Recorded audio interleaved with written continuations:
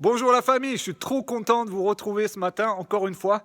Et pour la vitamine de ce matin, j'aimerais vous inviter à découvrir avec moi les coulisses des tournages de nos cultes du dimanche matin. Vous voyez, je suis ici dans notre salle de culte dans laquelle on se retrouve habituellement les dimanches matins quand on n'a pas de confinement. Mais là, on a tout modifié un peu la structure et l'organisation de la salle pour la transformer en studio de tournage. Vous voyez ici tout le desk des réalisateurs vidéo avec nos caméras ici un peu partout dans la salle qui sont réparties.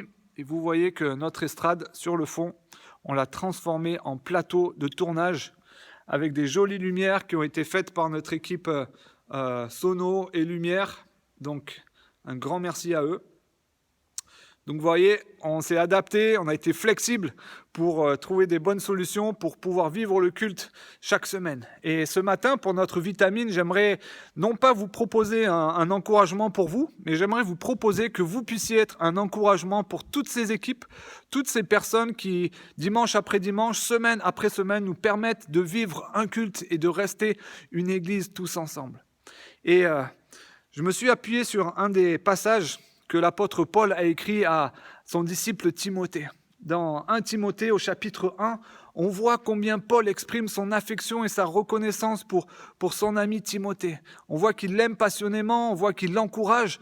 Et j'aimerais vous proposer la même chose ce matin, que vous puissiez prier pour nos équipes techniques, nos équipes louanges, nos équipes sono, toutes nos équipes pastorales aussi, qui font les présidences et les messages, que vous puissiez prier pour eux, que Dieu les encourage et les bénisse semaine après semaine pour toute l'énergie qu'ils fournissent pour produire ces cultes et qu'ils soient diffusés pour chacun d'entre nous. Et la deuxième chose que j'aimerais vous encourager à faire ce matin, comme le fait Paul au chapitre 2, c'est de prier pour nos autorités. Je ne sais pas si vous savez, mais aujourd'hui, notre ministre de l'Intérieur, Gérald Darmanin, a une réunion avec tous les responsables des cultes en France, de toutes les différentes religions, pour voir quel sera l'avenir pour les rassemblements religieux dans les prochaines semaines avec le confinement. Peut-être que nous allons devoir rester confinés et continuer avec les cultes vidéo, peut-être que ça s'ouvrira petit à petit. En tout cas, il y a une réunion qui a lieu en particulier aujourd'hui pour discuter de tout cela, et nous voulons prier pour eux, pour tous nos responsables, pour toutes nos autorités, afin qu'ils puissent prendre les décisions qui seront sages et qui seront justes également. Je vous lis ce passage dans 1 Timothée au chapitre 2. Voici ce que dit Paul. « Je vous recommande en tout premier lieu que l'on adresse à Dieu des demandes, des prières, des supplications et des remerciements pour tous les hommes.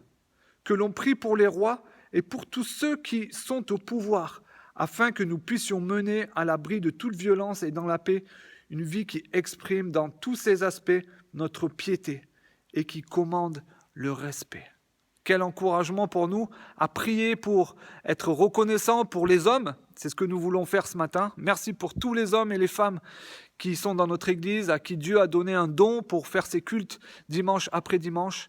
Et prier pour nos autorités, pour qu'ils puissent avoir la sagesse et le discernement de prendre les bonnes décisions pour tout ce qui est la vie de notre Église et de tous les lieux de culte en France. Voilà les amis, je vous invite maintenant à avoir un temps de prière. Si vous êtes seul, faites-le seul. Si vous êtes en couple ou en famille, vous pouvez également le faire en famille avec l'appui de ce texte de 1 Timothée 1 et 1 Timothée 2.